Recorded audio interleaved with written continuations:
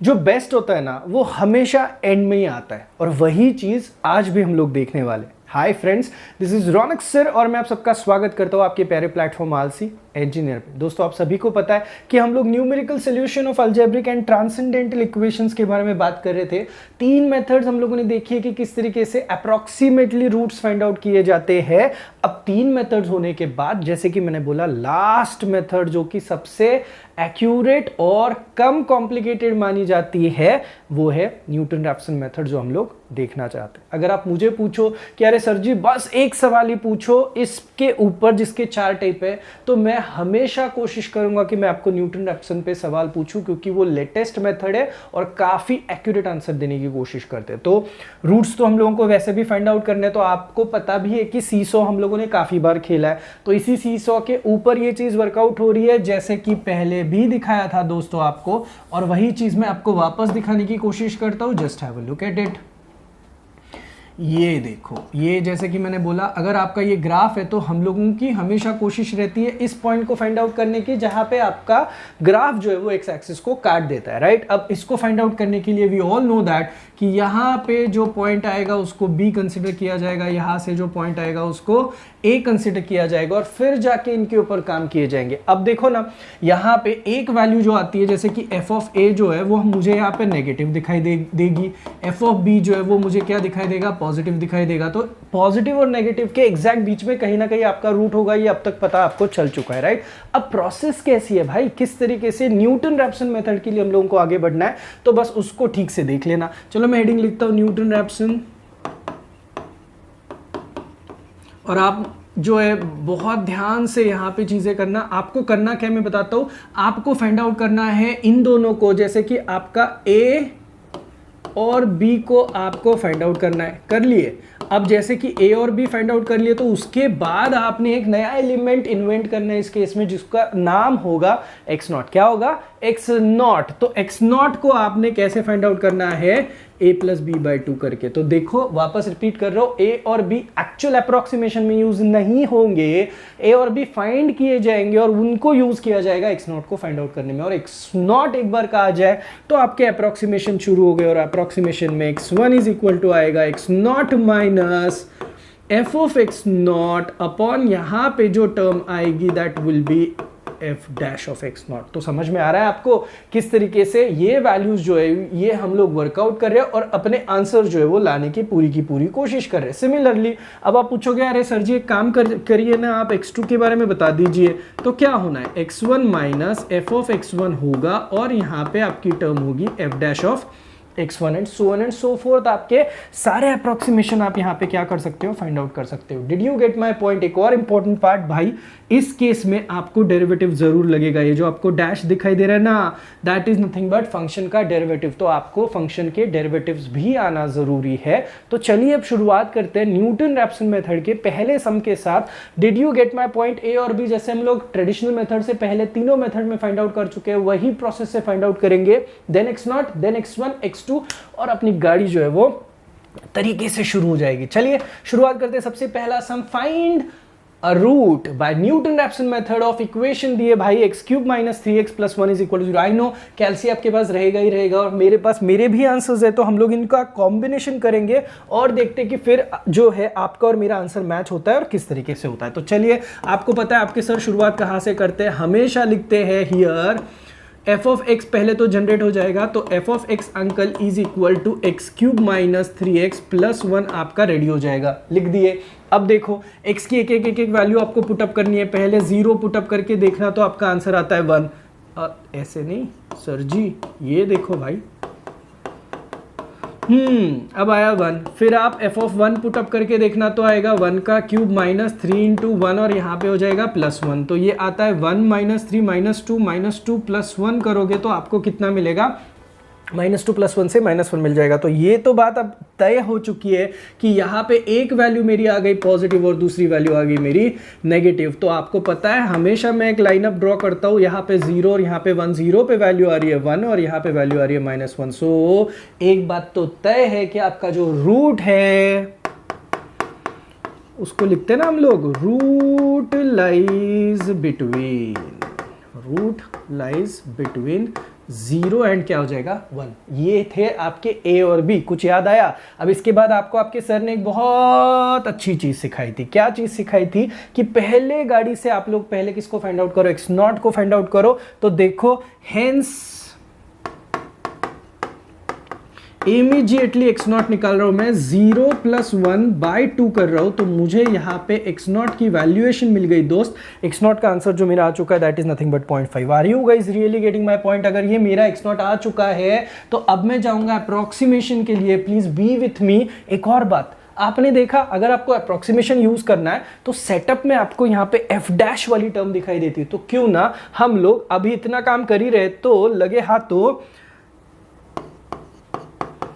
let's find f dash of x from, जो यहां पे लिखते थे हम लोग इक्वेशन 1 होता है ना, तो फ्रॉम इक्वेशन क्या करेंगे 1। तो हेल्प करोगे तो आपको f डैश ऑफ x क्या मिलेगा? धक्का मारो स्ट्रेटेजी से। आप मुझे ये मत बताओ कि आपको डेरिवेटिव नहीं आता है। तो ये देख लेना, ये जो x क्यूब है, x क्यूब का डेरिवेटिव आता है मेरे दोस्त 3x² और माइनस यहाँ पे 3 होगा, x का डेरिवेटिव 1 और आगे जाके टर्म हो जाएगी 0। सो f डैश ऑफ x भी आपके पास है। भाई को देते इक्वेशन नंबर 2, थोड़े ही हम लोग डरते हैं इसको। अब 1 और 2 अगर आपके पास आ गया तो भाई मेरी गाड़ी शुरू हो गई। अब मैं जा रहा हूं for first approximation. So my first approximation tells me,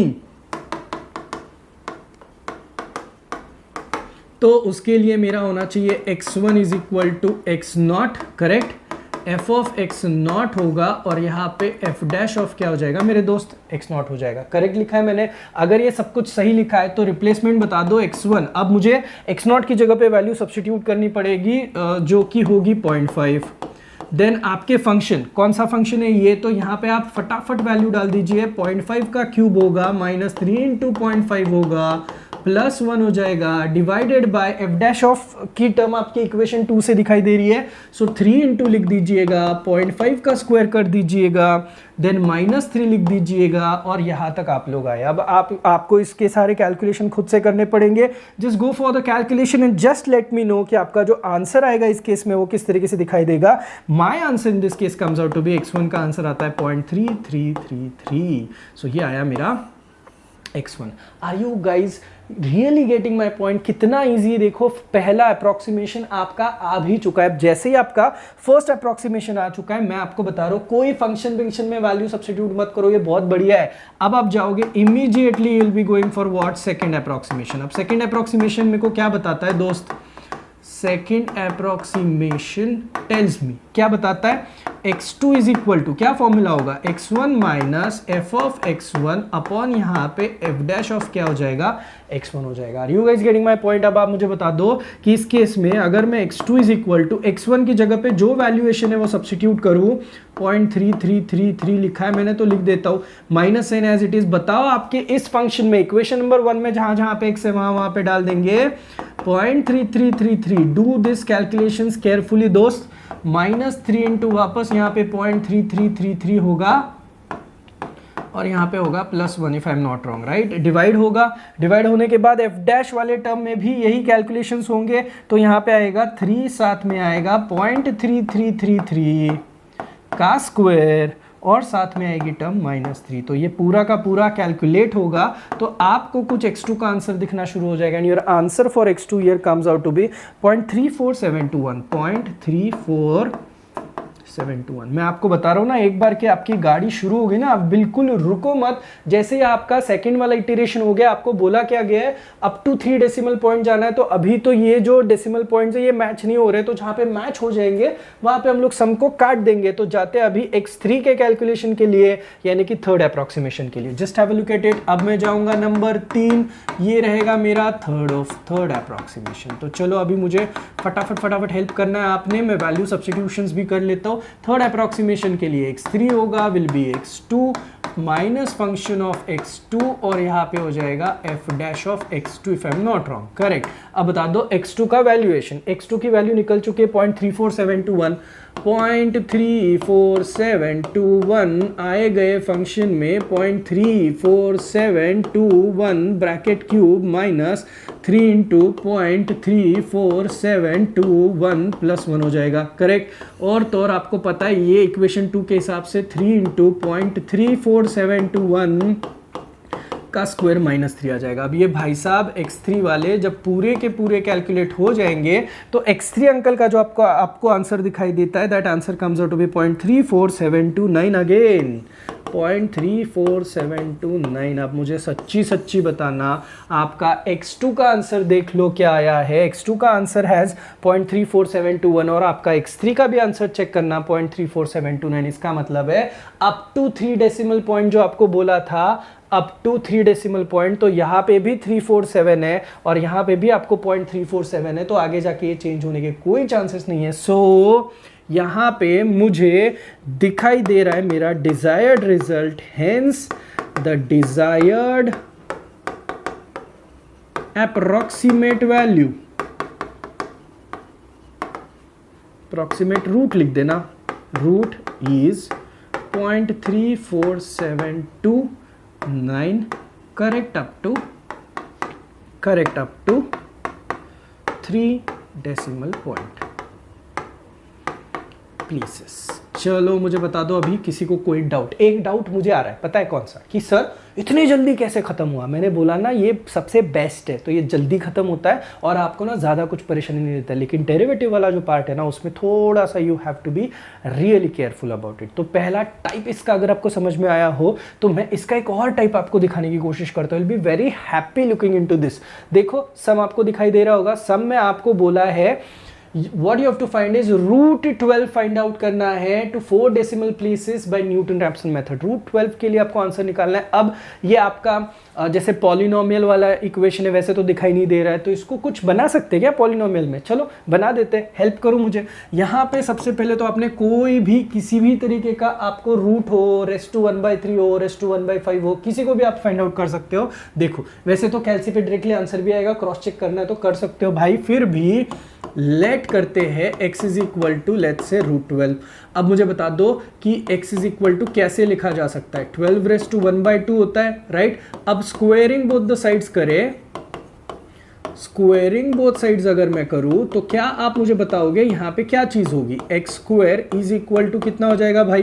12 हो जाएगा, करेक्ट है। तो इसका मतलब है आपको X square minus 12 is equal to कितना मिल जाएगा? 0। और मेरे भाई सच्ची बता रहा हूं, ये हो गया आपका सबसे पहले तो एफ ऑफ एक्स। तो आपको चाहिए तो आप इसको नेक्स्ट स्टेप में लिख दो, कंसिडरिंग दैट, हेंस या फिर सो एफ ऑफ एक्स मिल गया आपको, दैट इज आ गया ना पॉलिनोमियल में। आप खुश रह सकते हो ना। अब जैसे ही ये आ गया, आपको अब क्या करना है? पोजीशनिंग चेक करनी है। चलो एक्स की एक वैल्यू पे पोजीशनिंग चेक करते, हेल्प करोगे ना मुझे? चलो फास्ट। एफ ऑफ 0 चेक करोगे तो आपका आंसर आता है 0 स्क्वायर माइनस 12। चलो कोई नहीं।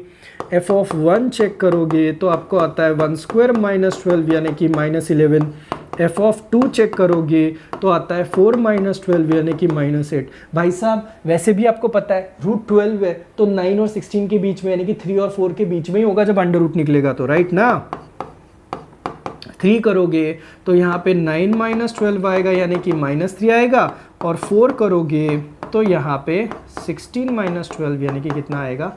4। तो देखो सीसॉ रेडी हो गया, एक वैल्यू -3 एक वैल्यू 4 दिखाई दे रही है फंक्शन की। तो आप यहाँ पे ये वाली चीज़ कर ही सकते हो। It is between 3 and 4 where 3 पे वैल्यू आ रही है -3 एंड 4 पे वैल्यू आ रही है 4।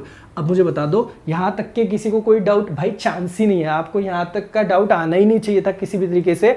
अब मैं इसको लिख रहा हूँ, therefore root lies between, root बोल दो या फिर वैल्यू बोल दो, बिटवीन व्हाट? 3 एंड कितना हो जाएगा? 4। सो अब यहाँ पे आप लिख दो, हेंस एक्स नॉट निकालना था ना, एक्स नॉट इज 3 + 4/2 हो जाएगा यानी कि कितना हो जाएगा मेरे दोस्त?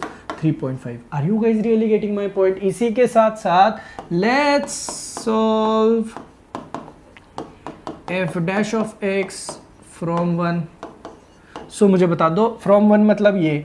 अब इससे मुझे एफ डैश ऑफ एक्स तो मिल ही जाएगा ना। इतना डेरिवेटिव तो आपको भी आता है, देख लेना भाई। एक्स स्क्वायर का डेरिवेटिव आता है 2x और उसके साथ जो भी कुछ हो कांस्टेंट है, डेरिवेटिव 0 ही होगा। तो देख ये भी हो गया, इसको इक्वेशन नंबर 2 बोलेंगे। अब जाते हैं फटाफट फर्स्ट अप्रोक्सीमेशन के लिए। कोई रोकने वाला है ही नहीं आपको, देखो तो सही।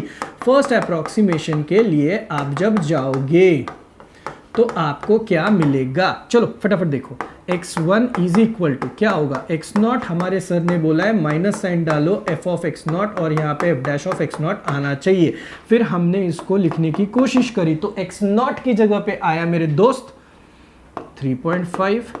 बाद में जो फंक्शन है इक्वेशन नंबर 1 को देखो, इस फंक्शन में हमें 3.5 का स्क्वायर करना पड़ा, -12 करना पड़ा, करेक्ट है। डिवाइडेड बाय यहाँ पे हमें करना पड़ेगा 2 इंटू एक्स, यानी कि 2 इंटू कितना करना पड़ेगा 3.5। अब ये सब कुछ सिंप्लीफाई करने के बाद मुझे कुछ x1 का आंसर मिल रहा है। The answer that I am getting for x1 comes out to be 3.46429, 3.46429 के हिसाब से मुझे मिल रहा है। कोई नहीं, जो भी मेरा x1 का आंसर आए मुझे कोई फर्क नहीं पड़ता है, जैसे ही आएगा मैं इमीडिएटली किसके लिए जाऊंगा, x2 के लिए जाऊंगा।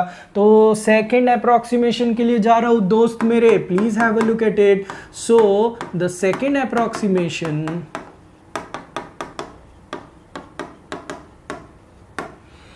x2 can be written as, अब तो आपको पूरा याद ही हो चुका होगा, अब तो आप एक्सपर्ट हो ही चुके होंगे। ये इक्वेशन 1 से आता है, इसका सिंप्लीफिकेशन इसको इक्वेशन 2 से सिंप्लीफाई करो तो भाई साहब x2 अंकल देख लो, x1 मुझे मिल रहा है 3.46429, 3.46429 माइनस यहाँ पे आपके फंक्शन के लिए होना चाहिए था x का स्क्वायर, यानी कि 3.46429 ब्रैकेट का स्क्वायर माइनस कितना हो गया 12 डिवाइडेड बाय यहाँ पे होना चाहिए था आपको आई थिंक 2x है ना, 2 इंटू 3.46429। आई होप सो आपको पता चल रहा है जो भी कर रहा हूँ। एफ डैश की पोजीशन पे बस भाई ये 2x की पोजीशन पे x की पोजीशन वैल्यू जो है वो मैंने यहाँ पे पुटअप कर लिया। बता दो सिंप्लीफाई करूंगा तो मुझे मेरे x2 का कुछ आंसर दिखाई देता है। The answer that I am getting, आप भी अपने अपने कैलकुलेशन करना, मेरे पास जो दिखाई दे रहा है उसके हिसाब से मेरा x2 का जो आंसर आ रहा है 3.46410 आ रहा है, 46410 आ रहा है। एक और कर लेते हैं, वैसे भी फटाफट खत्म ही हो रहा है, तो चलिए एक और इटरेशन कर लेते हैं एंड देखते हैं कि थर्ड अप्रोक्सीमेशन मुझे क्या देता है। Now the third approximation x3 is equal to x2 minus function at x2 upon function dash at x2। तो चलो बताओ जल्दी से, x2 की जगह पे आप लोग पुटअप करोगे 3.46410 अभी करेक्ट है।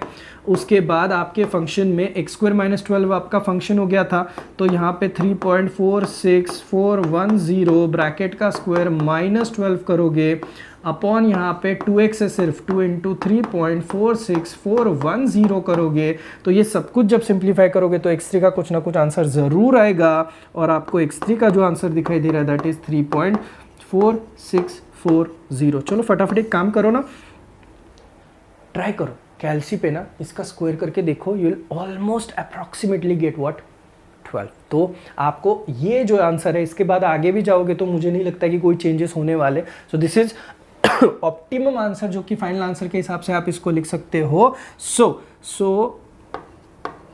√12 की वैल्यू निकालनी थी तो ले बोलना उसको 4640 के आसपास आया समझ में। तो ये एक टाइप है जो कि one of the important type माना जाता है when it comes to Newton Raphson method. अब सर जी कोई और मेथड है क्या आपके पास, तो मैं बता दूं आपको कि कोई अलग और टाइप नहीं है जहां पे सम पूछे जा सकते हैं, लेकिन ट्रांसेंडेंटल इक्वेशंस जो है उनके ऊपर आपको थोड़ा सा एक्स्ट्रा ख्याल रखना पड़ेगा। मैं बताता हूँ कौन सा सम, आप देख सकते हो। यूजिंग न्यूटन-रैप्सन मेथड हम लोगों को बोला गया है कि real root of x log to the base 10x। अब मुझे बता दो इसके पहले भी हम लोगों ने ऐसा सम सॉल्व किया है। ये जो होता है ना आपकी कैल्सी पे LOG रहेगा तब आपको इस वाले के लिए यूज करना है टू द बेस 10 होता है, और आप ही के कैल्सी पे एक ln नाम का सिंबल भी होता है तब आपका बेस e वर्कआउट होता है। तो सिंपल एनालॉजी है भाई, अगर यहां तक हम लोग आए तो आपको f ऑफ x पता है, आपने 0 1 2 3 पे चेक किया, 2 पे आ रही है नेगेटिव वैल्यू, 3 पे आ रही है positive value. Please listen to me carefully. तो मैंने यहाँ पे बताया 2 और 3 के बीच में रूट लाया हो रहा है। पहला काम भाई ने x0 निकाला, x0 निकाल के आंसर कितना आया 2.5। अब जैसे ही x0 आ गया मुझे इसका डेरिवेटिव भी निकालना है। डेरिवेटिव में बहुत लोग गलतियां करते हैं क्योंकि यहाँ पे x log to the base 10x है, तो सबसे पहले तो इसी f ऑफ x को ठीक से लिखा, टू द बेस e के हिसाब से मैं गया यहाँ पे, तो मैंने यहाँ पे x log x upon log 10 लिखा। बेस को ऐसे लिखते ना -1.2, तो ये log 10 तो आपका नंबर है, खैर 1 अपॉन log 10 किया तो कुछ वैल्यूज आ जाएंगी। मीनवाइल x और log x साथ में लिख दिए। अब मुझे बता दो जब डेरिवेटिव डेरिवेटिव की बारी आती है तो डोंट यू थिंक सो यहाँ पे आपको डेरिवेटिव के लिए x की 2 टर्म दिखाई दे रही है साथ में। जब 2 टर्म साथ में होती है तो कौन सा रूल यूज होता है? Of course UV rule use होता है। तो यूवी रूल आपने यूज किया, you used it, log x का डेरिवेटिव होता है 1/x, तो कैंसिल आउट होके आपको यहाँ पे कुछ वैल्यू मिली और 1/log10 जो है वो आपको मिला 0.4343। आप चेक कर लेना, कोई प्रॉब्लम नहीं है। अब मुझे बता दो किस बात का ख्याल रखोगे? f ऑफ x आ चुका है equation 1, f dash of x आ चुका है इक्वेशन 2। अब ना किसी की मत सुनो, x0 भी आपके पास आपने रेडी करके रखा था, दैट वाज 2.5। अब गाड़ी शुरू होगी और कहीं पे नहीं रुकेगी। देखो पहले अप्रोक्सीमेशन में ही हम लोगों को x1 is equal to x0 f of x0 upon f dash of x0 का फॉर्मूला दिखाई दिया। वैल्यू पुट करते टाइम जब आंसर निकाल रहे हो तो कैल्सी का प्रॉपर यूज करना दोस्त। इसके लिए आपके कैल्सी का LOG वाला सेक्शन यूज करो और इसकी वैल्यू निकालने के लिए आपके कैल्सी पे ln नाम का सिंबल है उसको यूज करो। तो प्लीज भाई थोड़ा केयरफुल रहना जब आप ये कैलकुलेशन कर रहे हो। एक काम करो, ये तो वैसे भी आपको पीडीएफ मिल जाएगा, ये पीडीएफ बाजू में रखो, ये कैलकुलेशन खुद से करो और चेक करो कि सच में आपका आंसर 2.74650 आ रहा है या नहीं आ रहा है। जब तक नहीं आ रहा है आप मुझे कैल्सी के भी डाउट्स मुझे आप पूछ सकते हो। Are you getting my point? अब जैसे ही आ गया भाई सेकेंड अप्रोक्सीमेशन को भी डरते नहीं है, बस वैल्यूएशन चेंज हो जाएगी, जो भी वैल्यू आएगी लिखेंगे, फिर थर्ड होगा, फोर्थ होगा। बोलोगे सर क्यों रुके आप सेकंड पे? बोला क्या था अप टू 2 अप्रोक्सीमेशन। अगर ये सेम सम मुझे अप टू 4 अप्रोक्सीमेशन होता तो I would have gone for second, हो गया, फिर थर्ड फोर्थ जो भी अप्रोक्सीमेशन है उसके लिए मैं जरूर जाता और सम को सॉल्व करने की पूरी कोशिश करता आगे भी। Are you guys really getting my point? मुझे तो बहुत अच्छा लग रहा है जब मैं न्यूटन-रैप्सन मेथड सिखा रहा हूं। तो अब देखो 2 सम्स, 3 मैंने सिखाया ना, 2 सम्स भाई अभी आपकी बारी है। ये देखो एक ट्रांसेंडेंटल इक्वेशन है x e raised to x minus cos x। आप खुद ट्राई करना। अप टू क्या बोला है आपको? 3 डेसिमल प्लेसेस तक के काम करना है।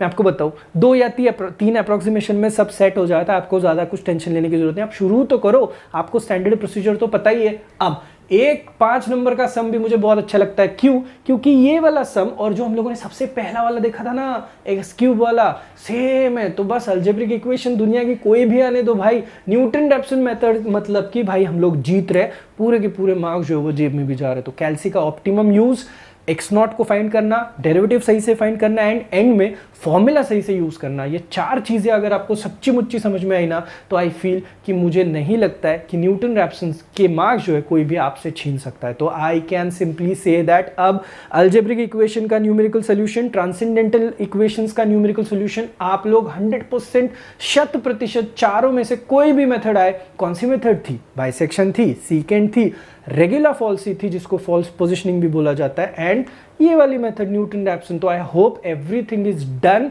And dusted. तो प्लीज एक बार पूरी प्रैक्टिस कीजिएगा एंड ये पूरा टॉपिक जो है ना फटाफट खत्म कर देना। चलिए मिलते हैं नेक्स्ट वीडियो के लिए, तब तक के लिए थैंक यू सो मच।